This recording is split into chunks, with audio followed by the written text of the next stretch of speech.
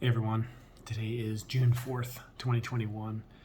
We are babysitting for my sister. Her kids are here, so kids are sleeping all over the house, and I'm just gotta keep my voice down, so maybe I'll bring the camera a little closer.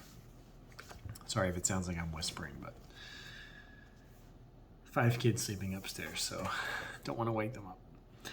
June 4th, 2 Samuel 23 and 24. Acts 9:32 to 43, Psalm 123, and Proverbs 16:33. So let's read 2 Samuel 23 and 24. Now these are the last words of David, the oracle of David, the son of Jesse, the oracle of the man who was raised on high, the anointed of the God of Jacob, the sweet psalmist of Israel. The Spirit of the Lord speaks to me. His word is on my tongue. The God of Israel has spoken. The Rock of Israel has said to me, when one rules justly over men, ruling in the fear of God, he dawns on them like the morning light, like the sun shining forth on a cloudless morning, like rain that makes grass to sprout from the earth. For does not my house stand so with God?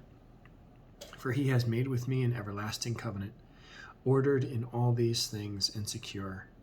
For he will not cause to prosper all my help, and for will he not cause to prosper all my help and my desire?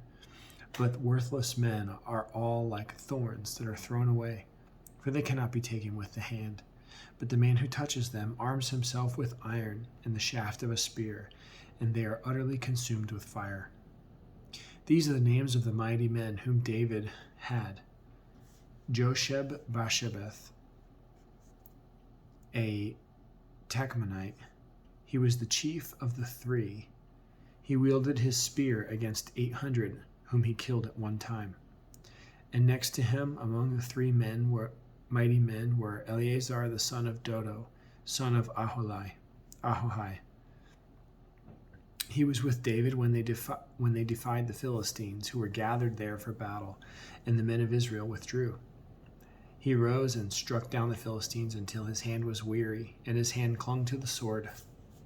And the Lord brought about a great victory that day, and the men returned after him only to strip the slain. And next to him was Shammah, the son of Agi the Hararite. The Philistines gathered together at Lehi, where there was a plot of ground full of lentils, and the men fled from the Philistines.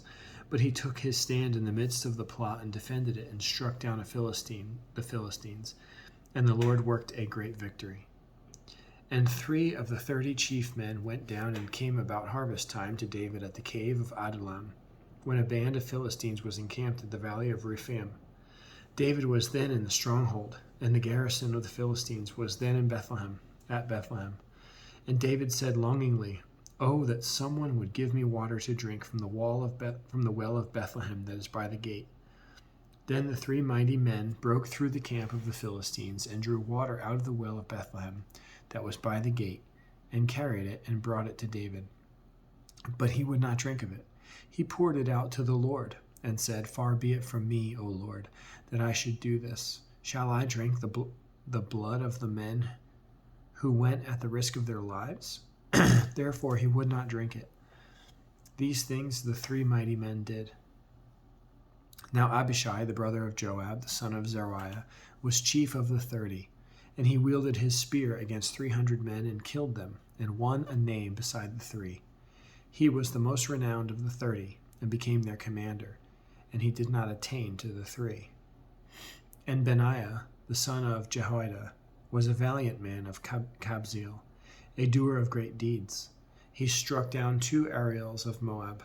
He also went down and struck down a lion in a pit on a day when snow had fallen. And he struck down an Egyptian, a handsome man.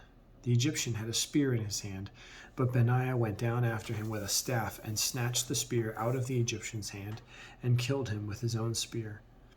These things did Benaiah the son of Jehoiada, and won a name beside the 3 mighty men. He was renowned among the 30, but he did not attain to the 3. And David set him over his bodyguard. Asahel, the brother of Joab, was one of the 30. Elhanan, the son of Dodo of Bethlehem, Shammah of Harod, Elika of Harod, Helez the Palite, Ira, the son of Ikesh of Tekoa, Abiezer of Anathoth, Mebunai, the Hushashite, Zalman the Ahohite, Maharai of Netophah, Heleb the son of Bana of Netophah, Ittai the son of Ribai of Gibeah of the people of Benjamin, Benaiah of Pirathon, Hiddai of the brooks of Gash, Abi Albon the Arbathite, Asmaveth of Bahurim, Eliba of the Shalbonite, the sons of Jashan, Jonathan, Shammah the Hararite, Ahaim the son of Sharar the Hararite, Eliphet the son of Abishai of Makkah, Eliam the son of Ahithophel the Gilonite, Hezro of Carmel, Pari the Arbite, Igal the son of Nathan of Zobah, Bani the Gadite, Zelek the Ammonite, Naharai of Beeroth, the armor-bearer of Joab the son of Zeruiah, Ira the Ithrite, Gareb the Ithrite, Uriah the Hittite, 37 in all. Again the anger of the Lord was kindled against Israel, and he incited David against them, saying, Go, number Israel and Judah. So the king said to Joab, the commander of the army who was with him, Go throughout all the tribes of Israel, from Dan to Beersheba, and number the people, that I may know the number of the people. But Joab said to the king, May the Lord your God add to the people 100 times as many as they are, while the eyes of my lord the king still see it. But why does my lord the king delight in this thing? But the king's word prevailed against Joab and the commanders of the army. So Joab and the commanders of the army went out from the presence of the king to number the people of Israel. They crossed the Jordan and began from Aroer, from the city, and from the city that is in the middle of the valley, toward Gad and on to Jazer. Then they came to Gilead and to Kadesh in the land of the Hittites, and they came to Dan. And from Dan they went around to Sidon, and came to the fortress of Tyre, and all the cities of the Hivites and the Canaanites. And they went out of the Negeb of Judah at Beersheba. So when they had gone through all the land, they came to Jerusalem at the end of 9 months and 20 days. And Joab gave the sum of the numbering of the people to the king. In Israel there were 800,000 valiant men who drew the sword, and the men of Judah were 500,000. But David's heart struck him after he numbered the people. And David said to the Lord, I have sinned greatly in what I have done. But now, O Lord, please take away the iniquity of your servant, for I have done very foolishly. And when David arose in the morning, the word of the Lord came to the prophet Gad, David's seer, saying, Go and say to David, Thus says the Lord, 3 things I offer you. Choose one of them, that I may do it to you.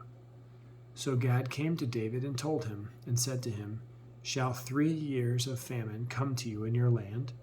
Or will you flee 3 months before your foes while they pursue you?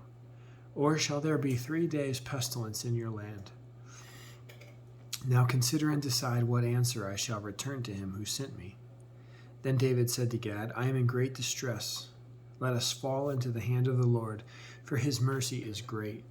But let me not fall into the hand of man. So the Lord sent a pestilence on Israel from the morning until the appointed time.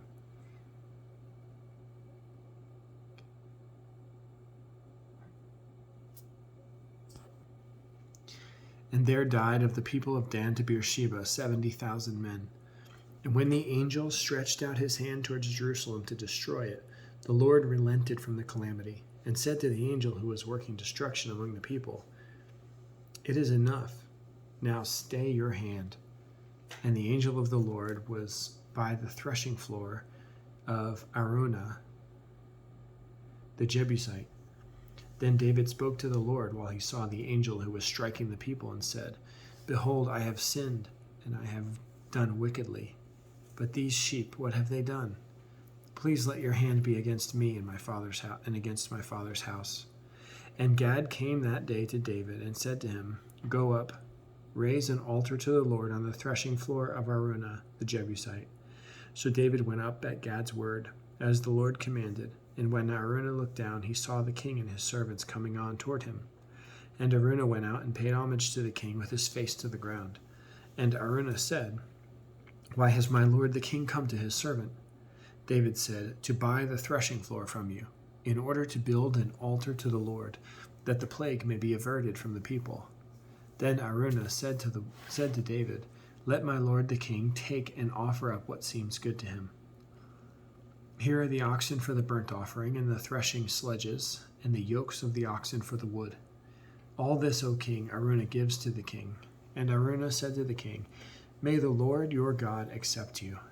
But the king said to Araunah, No, but I will buy it from you for a price. I will not offer burnt offerings to the Lord my God that cost me nothing. So David bought the threshing floor and the oxen for 50 shekels of silver. And David built there an altar to the Lord, and offered burnt offerings and peace offerings. So the Lord responded to the plea for the land, and the plague was averted from Israel. Acts chapter 9, verse 32 through 43. Now as Peter went here and there among them all, he came down also to the saints who lived at Lydda. There he found a man named Aeneas, bedridden for 8 years, who was paralyzed. And Peter said to him, Aeneas, Jesus Christ heals you. Rise and make your bed. And immediately he rose, and all the residents of Lydda and Sharon saw him, and they turned to the Lord. Now there was in Joppa a disciple named Tabitha, which translated means Dorcas. She was full of good works and acts of charity. In those days she became ill and died. And when they had washed her, they laid her in an upper room.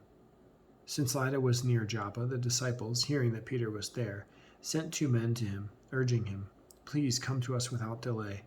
So Peter rose and went to them. And when he arrived, they took him to the upper room. All the widows stood beside him weeping and showing tunics and other garments that Dorcas made while she was with them. But Peter put them all outside, and knelt down and prayed, and turned to the body and said, Tabitha, arise. And she opened her eyes. And when she saw Peter, she sat up, and he gave her his hand and raised her up. Then, calling the saints and widows, he presented her alive. And it became known throughout all Joppa, and many believed in the Lord. And he stayed in Joppa for many days with one Simon, a tanner. Psalm 123. A song of ascents. To you I lift up my eyes, O you who are enthroned in the heavens.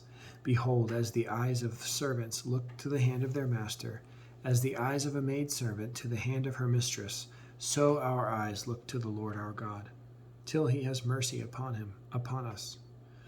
Have mercy upon us, O Lord, have mercy upon us, for we have had more than enough of contempt. Our soul has had more than enough of the scorn of those who are at ease, of the contempt of the proud. Proverbs 16:33 says, The lot is cast into the lap, but its every decision is from the Lord. Cool. All right, well, that wraps up 2 Samuel. We're going to start for tomorrow, June 5th, 1 Kings chapter 1. Acts chapter 10, Psalm 124, and Proverbs 17:1. So, see you back here for June 5th tomorrow. Have a great night.